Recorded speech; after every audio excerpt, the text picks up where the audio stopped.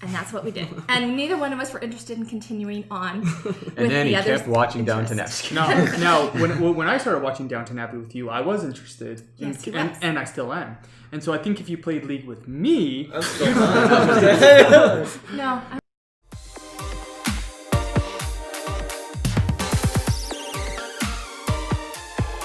Hi everyone, welcome to the All Chat Gaming Podcast, and we have a special edition this time because I have brought my mom, and Nick has and brought... my dad. Yep. Donkey!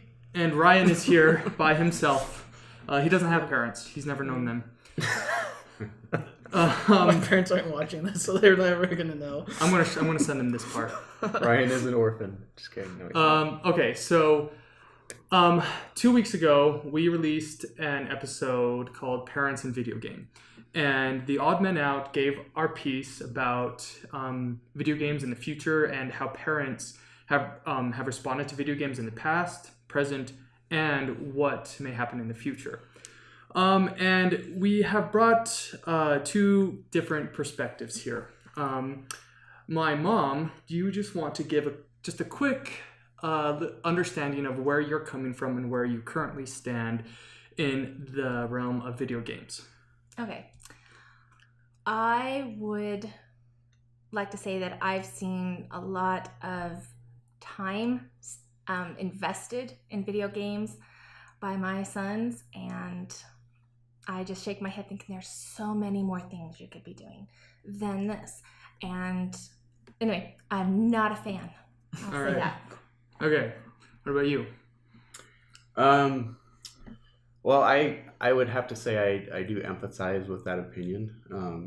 I kind of grew up playing video games myself, and I've probably spent a lot more time than I should have playing video games, but I guess I would consider myself an enthusiast, and I don't know if supporter is the right word, but a fan and an enthusiast.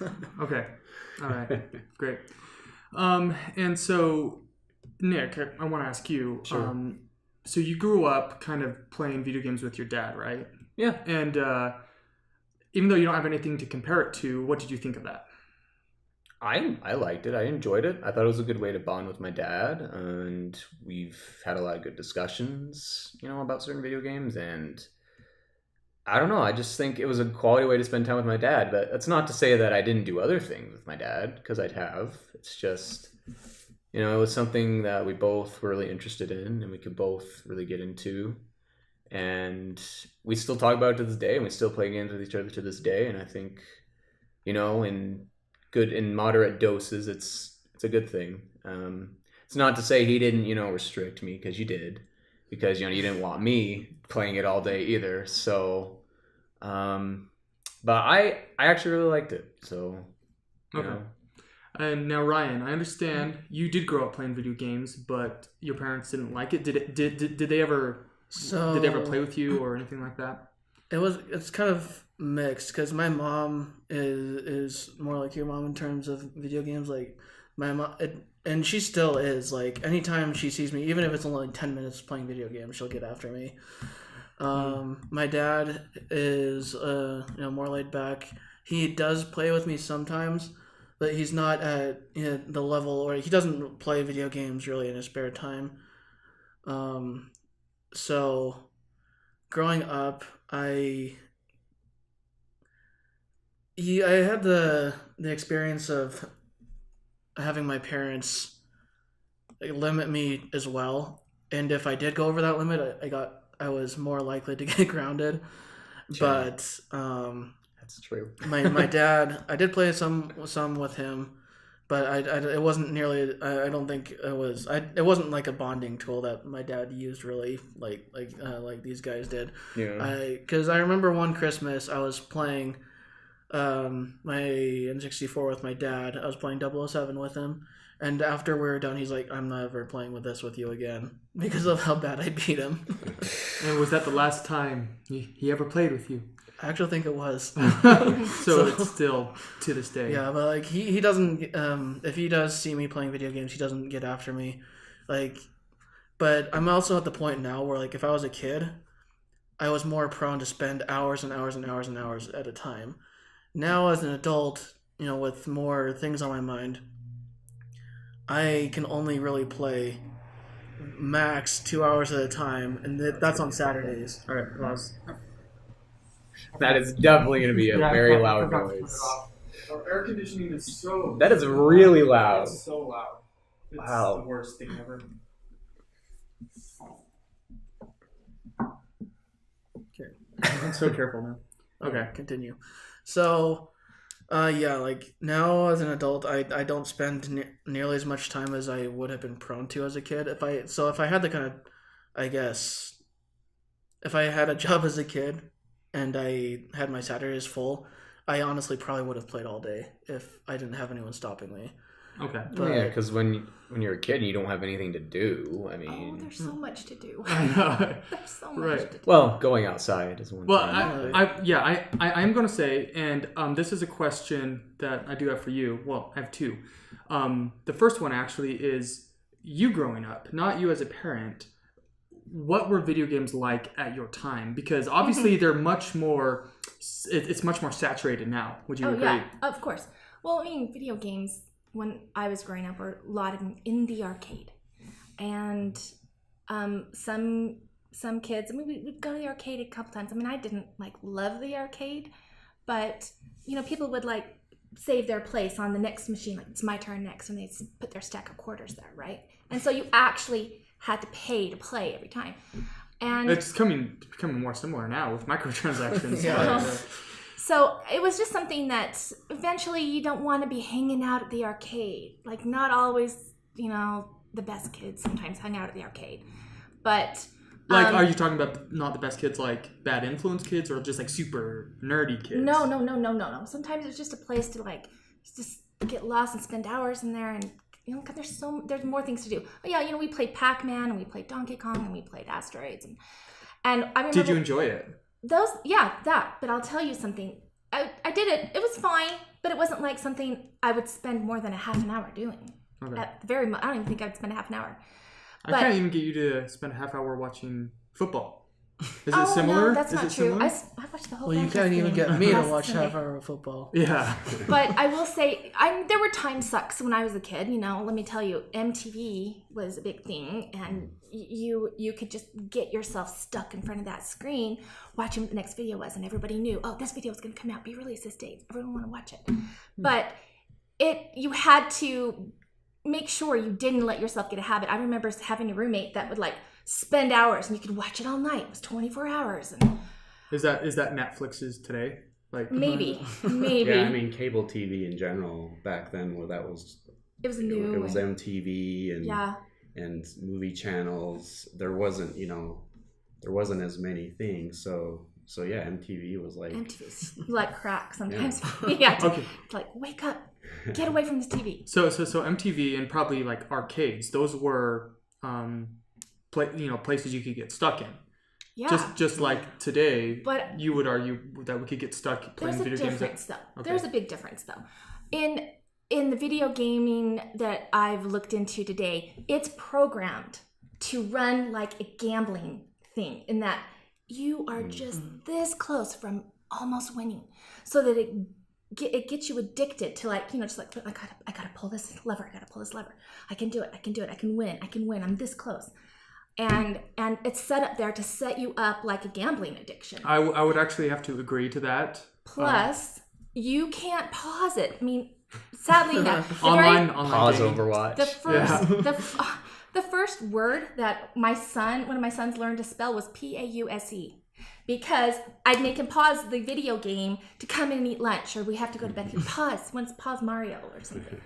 And that was the first word he learned. And so, but now you can't do that. It's crazy. Right. It's so if someone's gonna say, well, my wife's addicted to Pinterest, well, she can still hear what's going on around her.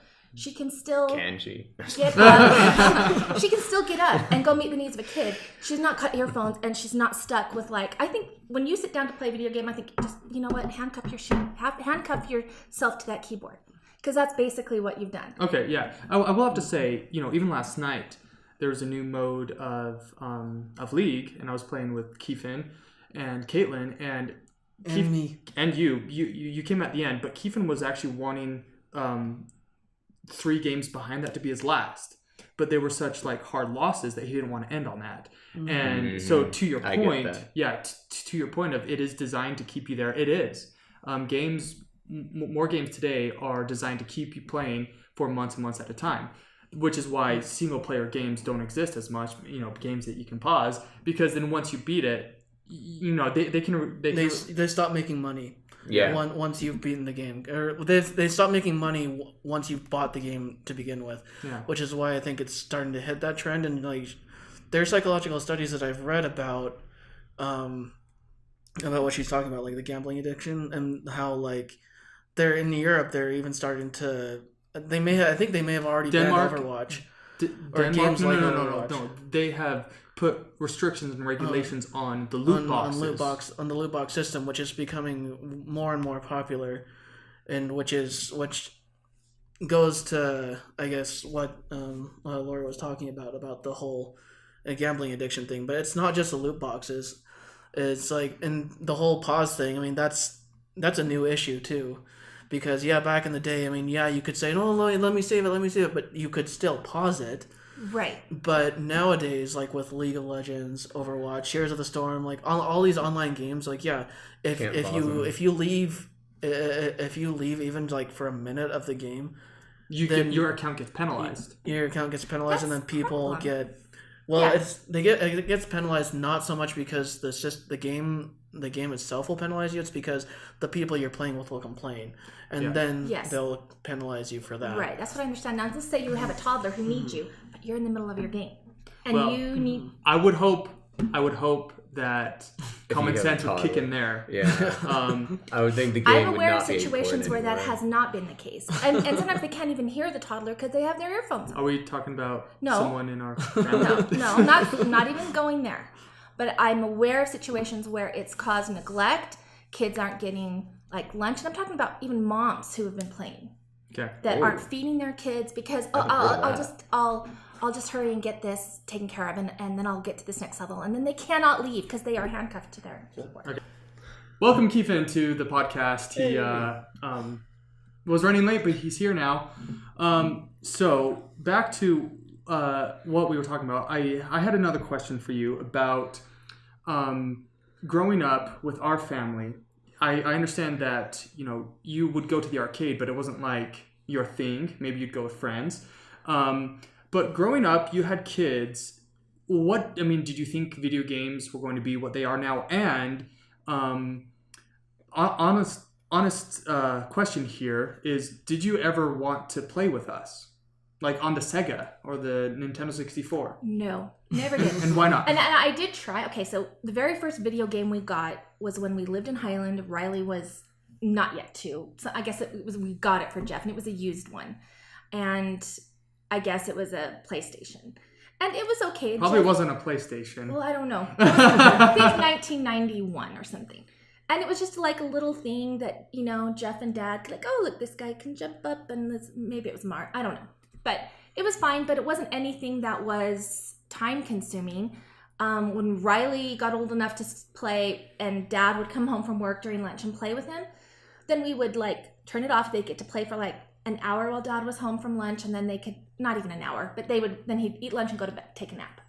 But it did get to be a problem, I noticed, when, on Christmas, if we got you guys a new game. And do you remember how much that picture of you hugging your new game system? What was that? Nintendo 64? Nintendo 64. Hugging it. And then they would disappear, for the rest of Christmas. And I'm like, oh, now, why did I do that? We did disappear. We played plenty of Sega Genesis before that. And did you have no interest in coming to play with us? No. Because I did try a couple times. I'm like, I'm not good at this. I'm not interested in this. There's other stuff to do. And I will say, I even have played a game of League with Riley. I did. You did? I did. So I have tried it out. Wasn't that because of some agreement? Yeah. Okay. Yeah. Because he was arguing with me Downton Abbey's a waste of time. It's like, oh, really? Okay, I watch that once a week for, 50 minutes. You could play this for hours. And you can't even tell me when you're going to be off for sure. You can't even regulate yourself. Because however long the game takes, however long it's going to take, that's the end. That's how long it's going to be. So that's the difference. Why I agreed to play with him, and then he agreed to watch an episode. And that's what we did. And neither one of us were interested in continuing on. And then he kept watching Downton Abbey. Now, when I started watching Downton Abbey with you, I was interested. Yes, he was. And I still am. And so I think if you played League with me... No, I was not interested. I made my own little avatar or whatever, choosing. I was like, well, I'm supposed to go back here and then go buy this or go and try this. No, don't want to her point, like that is one of the reasons why I don't like League over Heroes. It's like, yeah, Heroes games can go forever too, but Not as long as League games. League games can go up to an hour, and then it is like not with the new map. But for the regular maps, map. like I have to I have to know that I have absolutely nothing to do for the rest of the day if I'm going to play. Because that's a little dramatic. I would not say an hour of your time / 30 minutes of your time is the rest of the day. Okay, well, yeah, I'm not so. Unless your days. But are like, an hour if long. I'm gonna start playing League, I have to know that at least I have an hour or two. That's fair.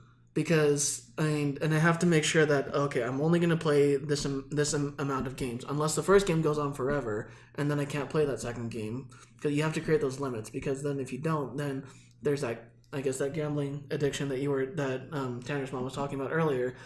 It's just you want to play forever and ever and ever because you don't want to end on like Tanner was saying last night. You guys, the reason why you were able to play with me was because you didn't want to end on such poor notes. Well, I mean, a loss, but I mean that's just any game in general. Plus, then you were there, and I was like, I told him to get on, so I might as well play with him. I won't be able to fall asleep at 10:30 anyways. I stay up till 1, so. That's not gonna work. Yes, I mean I would just playing video games. I just stay up till 1. I don't just like thinking, lost in his thoughts. So I guess we could probably move on to Nick's dad and say like how you noticed games I guess progressing because I mean there were arcades and stuff, but like when I guess Nick was born and when the 64 and all these systems started coming out, how did you foresee that affecting I guess? Your life. Yeah. Well, so similar to Lori, I mean, the arcade was kind of a big thing when I was growing up, but it was just a place we would go occasionally on the weekends or whatever.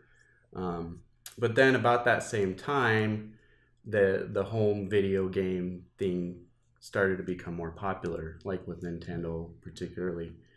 And the funny thing is that my friends all had the cool game systems, and I had like the Atari 2600, which is the dumbest thing ever, but back then it was state of the art. Was that the one with Pong? With Pong and just my friends had Atari. We had a television, which was not as good. And so these things are just, I mean, they're laughable when you compare them to today. So anyway, the point is I liked going to my friend's house because my one friend had a Coleco, which was a lot better looking. Never even heard of that. Yeah, I don't know what that is. And my other friend had I was playing one this morning. Nintendo, the original Nintendo. NES. Yeah, and so that's probably where my love started, was playing on my friend's Nintendo. Of course, Legend of Zelda, Mario Brothers, those kinds of things that are just icons now. But to kind of answer your question, to me, back then, video games, whether you stuck a quarter in a machine and played a couple of games, or you played a couple of games on your machine at home, it was very much just a get in, get out type of thing. Now video games are community driven, in my opinion. I remember, I guess when I started becoming the quote-unquote enthusiast, a game that I played a lot was called Command and Conquer. And I remember, I was thinking about this the other day. I remember one time I was so, excited that I could play another person somewhere in the world, head-to-head. And I wanted to try it out so bad that I actually went over to my mom's house and I loaded up the game on her computer and logged into whatever the server was And then I drove clear. I left it on, drove clear across town, logged into my computer, and called my sister up and said, "Hey, type something or something," just so I could make sure that it actually worked. Wow. Because I was just so excited about this concept of being able to play against another person. Were you not living at home at that time? No, Oh. no. So, Okay. So to me, that's kind of like where that tipping point went from a game that you either go to an arcade and play, or you play a couple of games at home, to, oh, now I play a game and there's somebody on the other end playing it with me. Right. And one question I have is, if that was the tipping point and you became more of an enthusiast after that, my question for you is, I mean, you're older than us. How have you balanced your life with your love or enthusiasm for video games and everything else? You know, such as raising a child and whatever other responsibilities come as being a parent. And Nick didn't turn out too bad, so Yeah. Well, hopefully not. Hopefully not. We'll see. Hello. Jury's out on that. You hit the key word. To me, it is balance, and I agree with a lot of the things that you say. The games are not designed to get in and out, and it's funny because I'm a fan of your guys' show. I listen to it every week. I think you guys have some good discussions. But one thing that I almost kind of find humorous, as I guess a grown up, if you want to call me that, Yep. is your and I don't play the competitive games, the League of Legends and the Overwatch. I mean, I've played them off and on, but I don't really enjoy them that much. So the idea of somebody getting mad at me because I have to leave the game is hilarious to me. And the idea of I'm not silver because I haven't won enough is just, to me, I don't care. I don't care what some person, thousands of miles away thinks about my online identity because I left a match early. So I think if you kind of have to have that perspective of, nothing is ever going to be, a game is not going to be ever as important as taking care of your child, spending time with your spouse, doing your chores, taking care of your home. A game never can be that important. It just has to be a thing that you do when you have time. It's a hobby. And I think the danger of video games right now is it's gone away from just being a hobby to being a lifestyle and being a community. And communities are a good thing. I mean, we're human beings. Community is important. I think online and video game communities can definitely go too far. And I think you have to have that perspective of, hey, this is a thing that I do. It's a hobby. Just like, quilting or playing golf or building hot rods. It's a hobby. And you allocate the time that you can to that hobby, and then you let it go the rest of the time, and you do what you need to do. Okay. Don't you think it's kind of a slippery slope, though? Because it can be like that.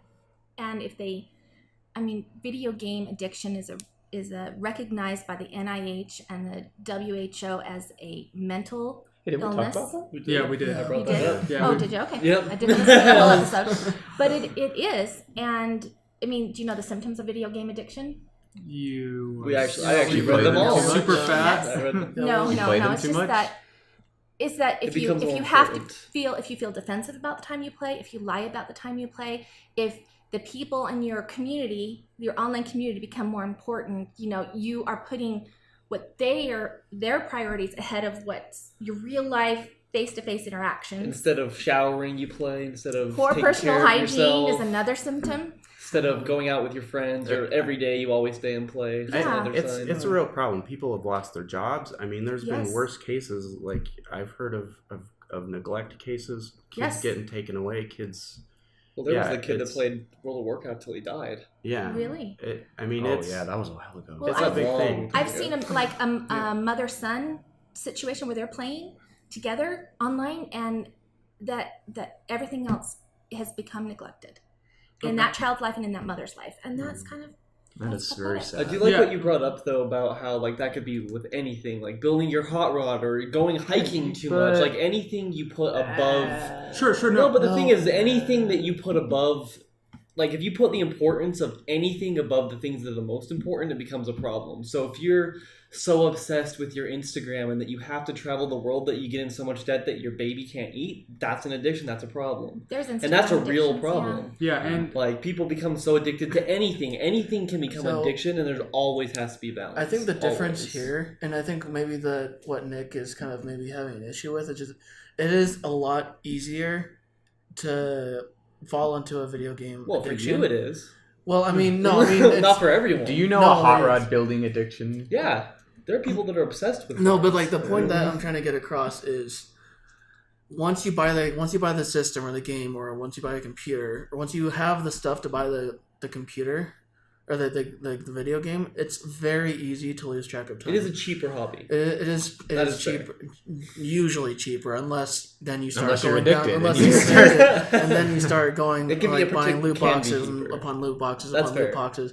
But like for the most part, yeah, it is very easy. It's a lot. I would argue it's a lot easier to fall into video game addiction than it is to fall into like the hot rod addiction or like. Well, it's designed programmed to addict you.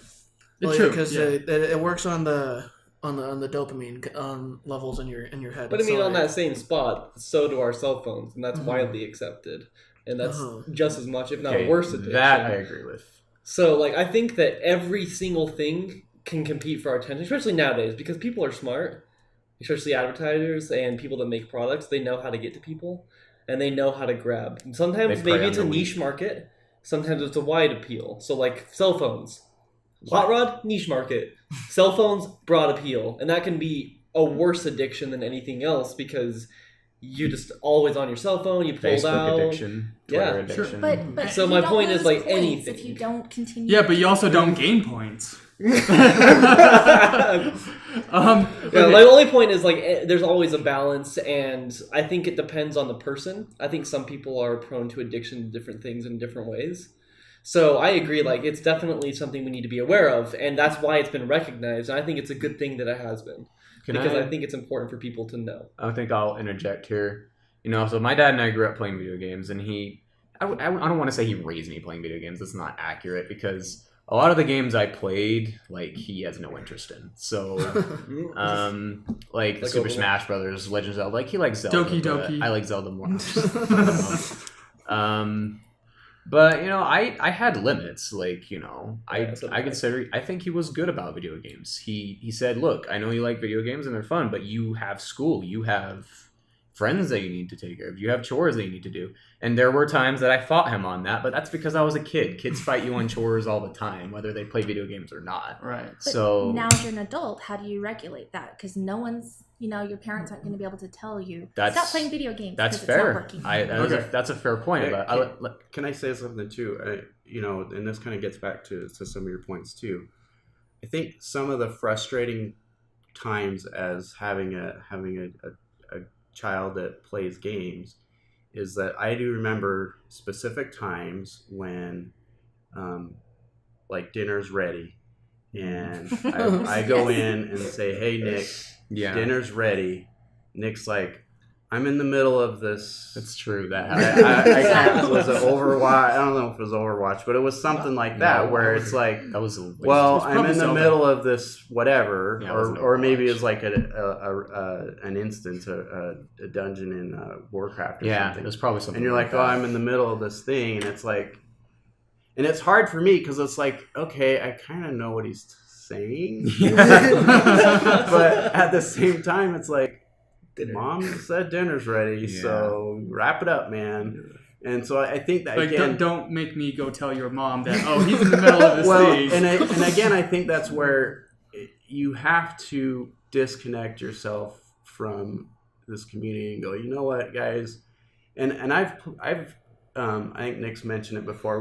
We're pretty big Warcraft fans. We're playing the new expansion a little bit, and I've played with people who are, and there's a thing in that game where you do this instance and you're grouped up with 5 people and you're going through and trying to clear this thing out.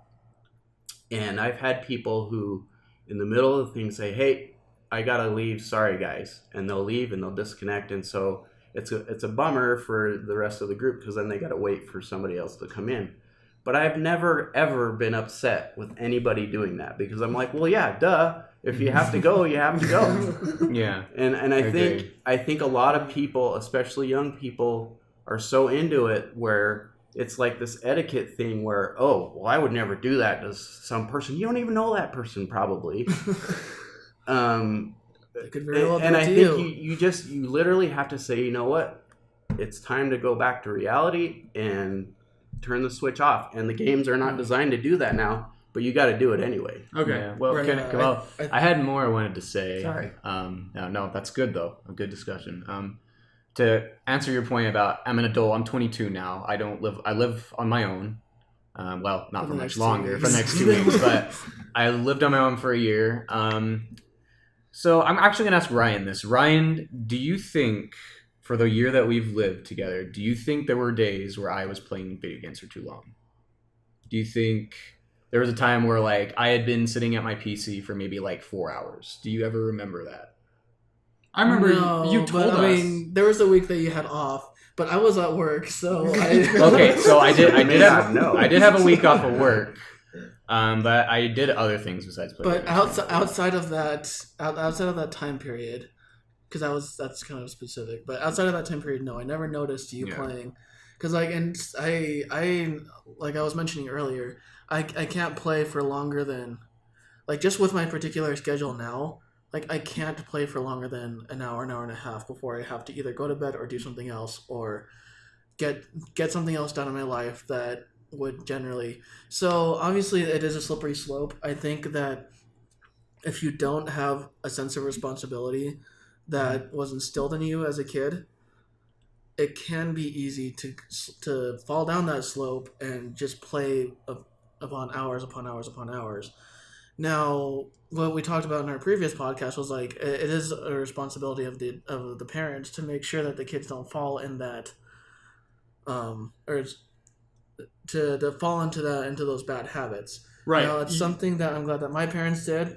It's something that your parents did, and that obviously it's something that all of our parents did because, I mean, we're doing something else with our time other than video games. I mean, I didn't even have consoles growing up.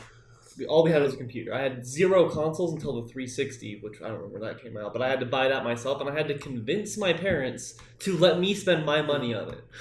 Because they were worried that I would spend too much time playing it, and then they still set those hard limiters. But like, I had to convince them to let me buy a console because I just didn't grow up with them. Like the PlayStation 2. Yeah, like two of my boys saved up money and they bought their own. And then I paid the tax and I still gotta pay it or play it. Okay, this will be my last thing I say. But I think, about the whole I'm an adult now. So, like, last night I was playing World of Warcraft after I got back from my Mission Companions wedding reception. And I wanted to play more, but, like, after I think it was like an hour and a half that I was playing, I got really tired. And I'm like, I told my friends, I'm like, you know what, I'm getting off because I want to go to bed. Like, I think my dad has done a good job, and my mom too. Both of them have done a good job of like instilling it in my head. I will go on record and say that when I was younger in high school, I think I played more than I should have.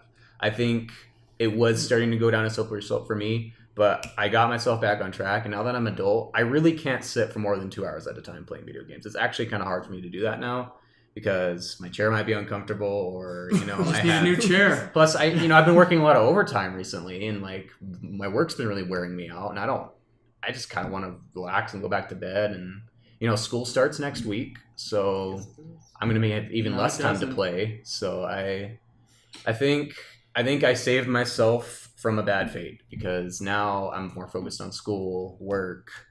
I can't play video games for more than like an hour or 2 hours now. Okay. So, you know. Okay, a couple things I want to bring up now. The first thing is, I think we all agree and have an understanding that if you are playing video games as a child, there needs to be habits of limitations put on so that you don't carry an unlimited amount of video game playing time into your adulthood because it'll be very, very hard to take that away. Now, a couple things I want to bring up. The first one is I want to get your perspective on a certain thing that happened to me, and that was I played video games growing up through junior high, and then I got to high school, and I really didn't.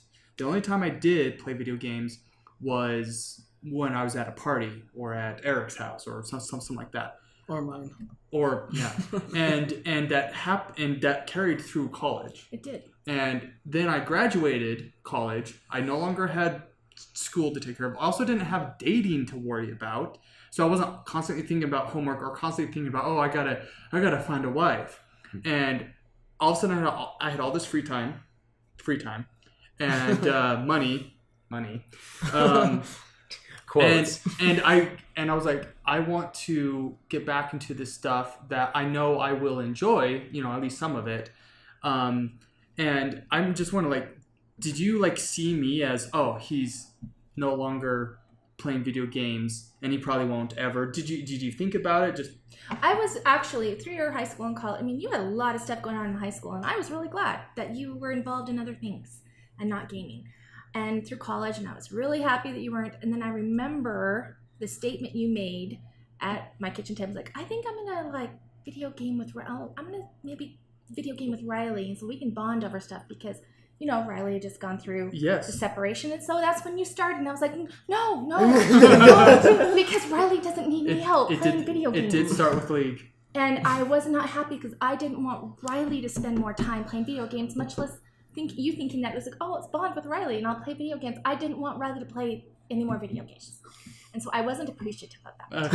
And so, but I will say, today I think it's harder for parents to regulate kids gaming because they're playing on their phones in school. Fortnite all over school. And I think that is ridiculous. Yeah. And that's why I said no phones for my kids. So why, are you all going to let your kids have smartphones and play games? Not in school? I didn't have until I was 18. Screw them. They're not going to have a phone until they're in high school. Yeah, I didn't have a smartphone until after my mission. And I also think that it's an issue. I mean, can you say does it disrupt your nighttime routine if you're married?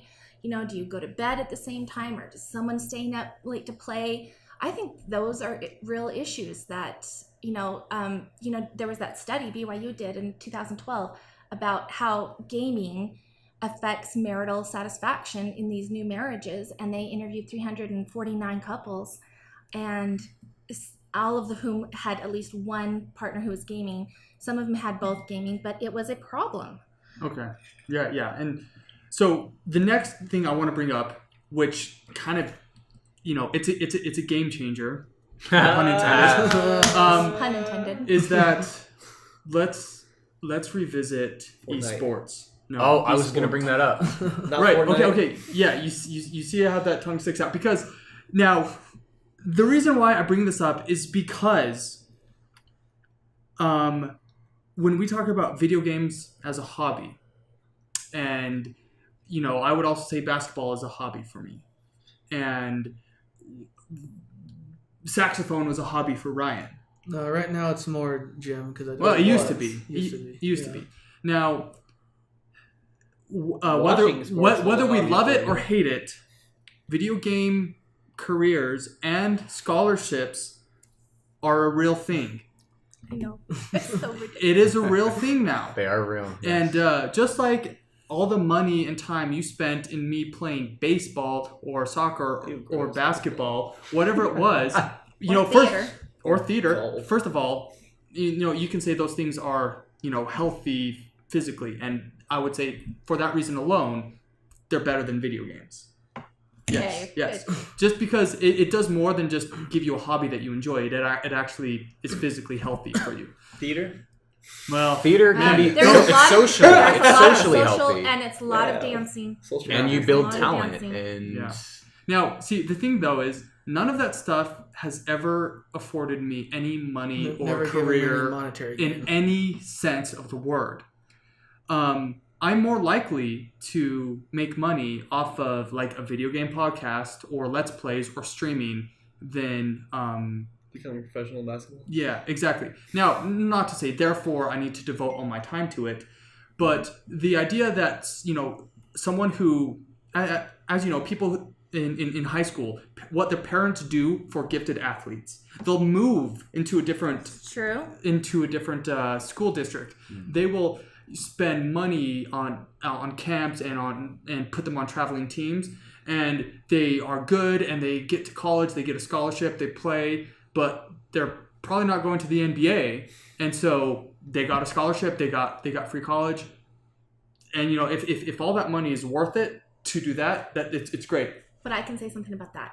All the money you spend, and I've had a kid on a travel team and stuff, all the money you spend doing all that, if you just put that aside into a scholarship fund, you'd come out ahead. Right. Yeah. But then the downside is they don't have all that fun and experience doing that. Build character building. Yes. Now, again, I would agree video games won't afford as much as that, but someone who plays the violin, they don't have to be, it's not, I mean, somewhat, it's more healthy physically than video games, but not as much as basketball. Dude, the violin, your forearms get buff. No, well, I think I if would you're not winning, call Caitlin's forearms buff in any sense of the word, so I'm going to disagree well, with you there. okay, well, if you're going to compare sports and music, that's comparing apples and oranges, because music it's a more of a mental. Argument could be fought that so is video games. Yeah. And has been fought and researched. And won. So I want to disagree with you there as music well. has been has helped me more mentally and emotionally than video games have. But it's just me. Yeah. But I would argue that music is probably healthier anyway than video games. Yeah. I mean, depending on the music, obviously. Yeah, it is, I would say. Like, well, the point is that Tanner's trying to make is, like, now with video games going the way that they're going, especially with eSports and scholarships and everything, like, how does that is video gaming going to be more accepted nowadays because you can get more monetary gain than, say, someone who grew up playing basketball and then maybe didn't even get a scholarship? And LeBron James is a lot more wealthy than But League of Legends players. He's definitely an exception. Yeah, he's an exception. He's an exception to the rule for sure. Well, That's I guess actors. I guess I'll throw this out on the table. I've told my dad this a lot, but there are League of Legends streamers that are millionaires. Right? Yeah. Not many, but Or Ninja does Fortnite. and Ninja does Fortnite. He's a millionaire. But Yeah. I would argue that they're exceptions to the rules as well, just like LeBron James is an exception. Right. Okay, so the point I want to get at with all of this, though, is back to how parents are going to view video games now and in the future with this new set. Because the argument of, well, the reason why we're spending so much money for you to learn the violin or for you to, play soccer is that it can help you along the way. It can help you get through high school. It's a resume builder. Yeah, it can get you through college. That argument is now and will be soon almost on par with video game scholarships and stuff that you can do with that. And so to say, oh yeah, this guy spent X amount of hours playing, practicing basketball a week. What if the same person who's that same level gifted in video games spending that much time practicing because he is hoping to get a scholarship? If the time spent is equal, I mean, where's the argument between them? I would not to say that I'm completely on your side on this one, but I'm going to side with you a little bit just because the hours played playing basketball is going to, it's the same amount of time spent, but It'll be more beneficial. you'll be more benefited from basketball than from video games because you're going to be more physically healthy. Okay, let's say violin. Make that argument. Forearms. No, but like math you're skills, still that's crazy. I mean, guys, music has been around for thousands of years. Video games have been around for less than 100. I mean, less than 50. I think you're stretching real hard. But I mean, chess, that's been around for how long? That's I think you're stretching real hard. Chess is logic based to try and compare these kinds of life skills, music. I disagree with you. Music and even athletics are things that have been around forever, and there are differences, like the way they simulate your mind's different. The way that you interact with people is different. I mean, you got to be honest. Most of your interaction on video games nowadays are with a computer screen and somebody typing behind that computer I'd have to screen. disagree. The amount of coordination an Overwatch team has to have in professional Overwatch team is insane. It is on level with the coordination that a soccer or basketball team need to have with each other. They need to play with each other for hours and hours. Well, they're sitting next to each other. Well, we play together. No, the teams that are doing this esports are they're training like a team. I mean, they're actually spending time together, training like a team. I'm assuming. I don't really know. Yeah, and I'm pretty sure they're required. So to even that is too. different to me than just casual out. pickup games because they're actually spending time together and they are doing that coordination. I'm not saying that esports doesn't build skills and coordination. Like, I'm not saying that. I'm just saying I think a lot of people try and make this argument of, well, physical athletic sports compared to esports. The similarities end, in my opinion, at the fact that it's a team. And that's about it. I agree. I don't think it should be called sports. Well, that's why they're called esports. But also it's like I don't think golf should be a sport. It's not a sport. Call it something else. I would say golf is a sport. I mean, you do more physical activity in golf than video games. Right. Don't. Yeah, you do. Yeah, you get in a golf cart. Have you get driven into a thing, and then you hit a thing. Have you swung golf clubs? Oh my gosh, driving. Oh man, driving. Have you played Dance Revolution? That's way harder. I think it's VR. going to be interesting where this new generation of parents, when these little babies, are entering junior high and high school, if they're going to allow them, as you guys are saying, these parents that are paying for tutors for games. Oh, yeah. That's cool. You told her about that? I watched it. And I saw the article. You watched the video. Yeah, and I saw the report on the news, and I was. That is just, to me, crazy. Although there's, I didn't pay for pitching lessons, and I didn't pay for extra trombone lessons. Tell me about tell me about Malia's lucrative cheerleading career. Yeah.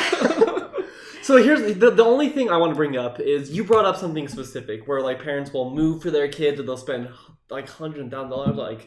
I disagree with that. I think that's just as bad as spending for tutor, spending tons of money for esports. I think they're both bad because you're giving up everything in their life. It's like a lot of those kids that I saw a documentary on this kid for chess, and his parents didn't let him do anything if he wasn't the best at chess because they wanted him to be the world champion or whatever. That's sad. And it's that's just as bad of a sacrifice. So I think it's the same thing with video games. It's all about balance for me. Ryan can contest to this. It's everything I talk about. And I'll always be devil's advocate. So I'll even fight for something I don't believe all the time just because I want the other side to be fought for. But what I actually believe is that there needs to be a balance. There should never be such a high focus on either basketball or video games. Now, if you want to play video games and have fun with that, and maybe, hey, you're good and you want to spend a little extra time there so that you get that scholarship, I think that's cool. But if it becomes so much of a focus that you don't have time to go out with your friends, that you don't have time to actually do physical activity so that you're not just killing yourself, I think that's wrong. I think you have to have a balance. Maybe you favor one thing because you think it's going to give you some kind of benefit, which is what we do anyway with anything in life. We have to favor things. As long as you can do it in a smart way that keeps you healthy, I think it's okay. But the moment it becomes too much and it becomes too much pressure and it's just you don't do anything else, I think that's where it becomes a problem. Yeah. But there's a lot of time that's not fun when you're an athlete. You're doing physical stuff and throwing up, which is gonna be mean, and your muscles are sore. You could maybe say, well, we got to practice as a team, but it's a video game. It's I don't know. I don't feel like the practicing is the same mentality because you're just playing that game. It's all about the endorphins and the fun winning the video game part of it. It's just so far removed from that actual physical exertion and training in sports. So plus it's addictive prone, and so I just think, why would I help promote this interest or this esport in my young teenage child through high school when there's such a high risk of it becoming an addiction for this child? I don't think that, especially, and there's such a strong correlation between teenage depression and video games. such as. I'd say even higher with Facebook, and no one regulates that. It's true. Well, I know, but I think parents should. That's my point. Is that the parents need to have that balance, right? Yeah, on their social media and on video gaming. I don't want to promote something that's going to like hamstring my child from enjoying their life because they've developed depression because they're just only interacting with people online. And so I would rather the internet can be. I don't want a child, to have a lot of physical injuries because they were playing a sport that's like that's going to come back and really hurt them when they're 30 and they've got 60-year-old knees. And I've got a brother that is like that. He's got shoulders and knees and back and everything because he was so banged up as a teenager. I have an uncle. He actually almost went pro for basketball, and he also could have been in the Olympics for swimming, but then he tore his Achilles tendon and just messed him up, and he still has trouble sometimes. Well, sometimes, but I think I'd rather maybe risk that or have them do another interest rather than a mental illness developing. It is easier to fix the body than the mind. Yeah. Another thing that's interesting about that is teenagers' brains aren't fully developed. Right. My brain was only fully developed a year ago. I thought it was actually 25. 25. Yeah. Is it You're 25? I still thought it was 25. 21. You're still the only one. You're so close. Well, my point is that teenagers, their brains aren't fully developed. So, because you brought that up, like why pushing teenagers into it, that I'm starting to change my opinion on that now because. Yeah, their brains aren't fully developed. They aren't capable of making rational decisions. I think they're that's a good idea. capable of making rational decisions. But do they? Often? Sometimes. So I'm not saying like we can't take away all the blame because that would be like if they do something wrong. Oh well, they were incapable. Like we can't take the blame away from them either. Like it's as much as the parent's responsibility as a kid's to be a little smart. Like at a teenager, you start to develop more. But I'm like even younger. Like they're hiring tutors for Fortnite for I think like 9-year-olds and 8-year-olds. Like at that point, you're telling the kid that they need to do this. Like this is who they should be. It's like, and I think that's where a problem borderline is. abuse. Like, I think that's that's insane. I think it's crazy. And one thing I was also thinking with regards to I think the video game community in general, I think the video game community views itself as a larger portion of the population than it really is. I think that it gets a lot of press because we're so connected now with online media and everything else. So it's highly visible in those kinds of media. And so I think there's this perception that it's bigger than it is. Now, I'm not saying that esports isn't big. Corporations wouldn't be spending money on it if it wasn't a potential market. Shaquille O'Neal. But I guess as somebody who I consider myself an athletic sports fan and not an esports fan. I've watched a couple of maybe matches of Overwatch, and I don't think I've ever watched a League of Legends other than maybe looking over your shoulder at something that you were watching. Mm-hmm. Zero interest in it. I prefer watching basketball as well. I don't watch it's like when you don't watch any sports. When you're watching basketball, there are different players, there are different shapes and sizes. Where you're watching an esports thing and it's Tracer or DPS whatever in a tank. That's different shapes and sizes. What do you think about people that take work off to watch a tournament? And I think that I would never do it if it makes them. So I actually have a roommate that used to do that, or probably still does. Honestly, he's not my roommate anymore, so I don't know. But he would take time off of work, and in my opinion, that's the same thing as someone taking their time off of work to watch a football game.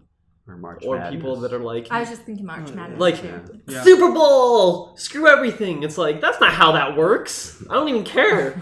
For me, to me, it's the exact same thing. And it's like people that get so obsessed with fantasy football. That's exactly the same thing as a video game in every single way.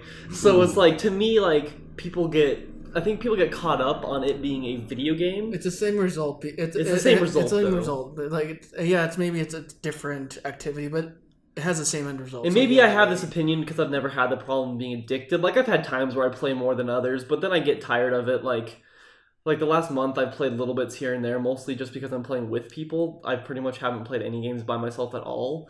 And I go through times like that, and I know that doesn't happen for everyone. Some people are prone to that addiction, and that's where it becomes a problem. But for me, it never has been. So for me, it's always, I'm such a proponent for it because it is fun to just sit there and play games. Sometimes it is relaxing. It's fun to play with people.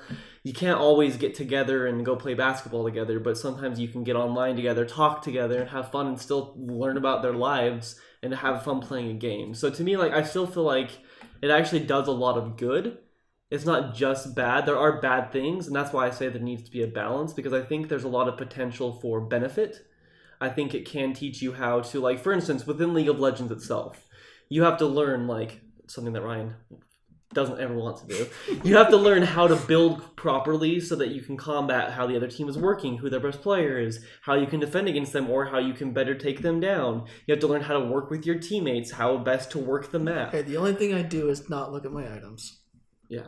Anyways, that's okay, well then you have one thing to learn. So like, there's actually like You a have lot one of thing like, to do. there's like a lot of actual like strategy and tactics that you have to put into these games that actually can be mentally stimulating and actually teach you how to learn like a lot of things. And it's within like seconds that if you make the wrong move, you're done. And you have to learn how to do things within like a second. So make a quick decision. Same as like basketball. Yeah. So there are a lot of benefits to them.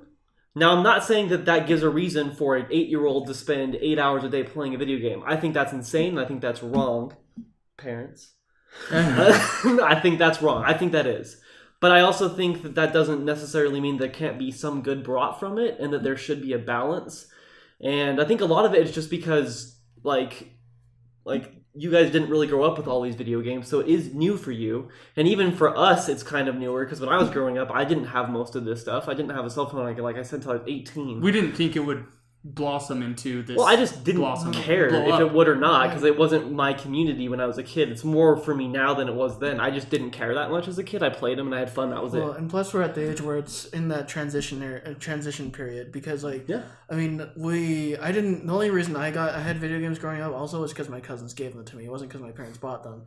If it would have been up to my parents, I wouldn't have had them until I was like 15 or 16. But point is, we were in that transition period between like, we all experienced DSL, like the dial-up internet.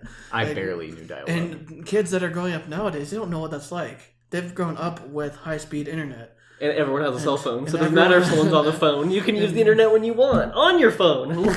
Yeah, so like even our opinion is going to be a little skewed. That was my point, is that everyone's opinion is hard to see how the new generation is, because it's not what we had. So it's like the same thing with your guys' parents. They were probably like, back in our day, we didn't have that. You kids are so rotten. You're like, but it's cool. TV's awesome. And they were like, no.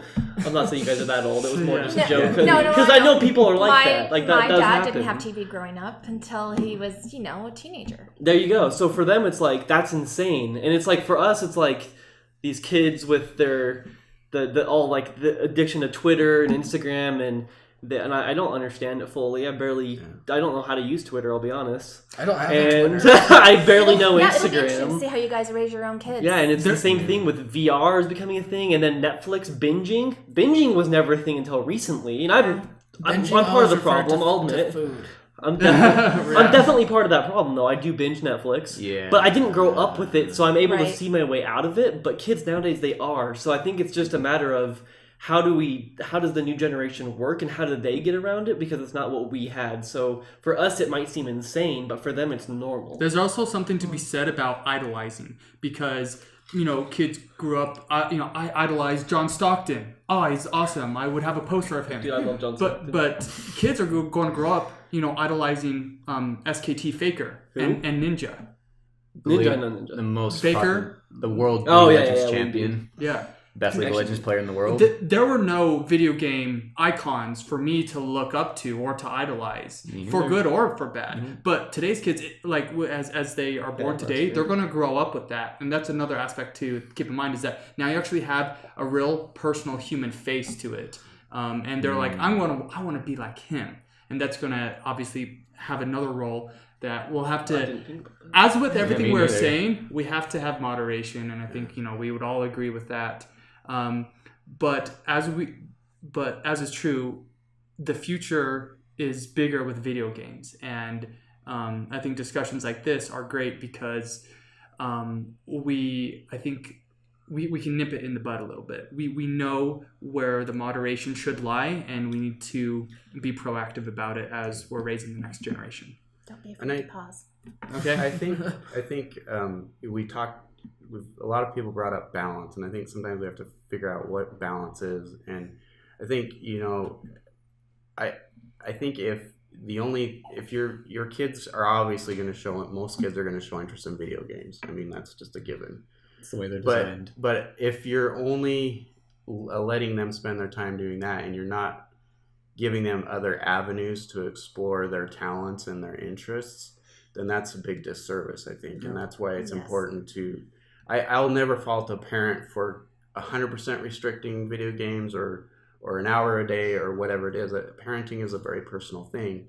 And you guys someday are going to figure that out. And you're going to, realize video games is a very small part of the whole picture of parenting, but it is getting bigger, to your point. But balance can mean a lot of things, and I think just talking about video games and not getting your kids involved in sports or music or whatever, reading, I mean, there's so many other things that can be done. Just make sure that balance is a real thing, and it's not just lip service, that you're actually figuring that out and doing different things. Okay. It's a good closing thought. All right. So, yes. So thank you all for joining this week's episode of the podcast. I really enjoyed it, and it's always good having new faces and new perspectives. So, I mean, closing thoughts are moderation in all things, have balance, whether it is video games or anything else. The difference is video games are... Except drugs, don't do those. Yeah, no moderation in drugs. Yeah, don't do those. Okay. All right. Well, I also learned that my brain is not fully developed yet. yeah. Tune in like 3 years from now when Nick's brain My brain is fully developed. So. Okay. All right. Thank you everyone for watching, and we'll see you next week. Bye. Bye.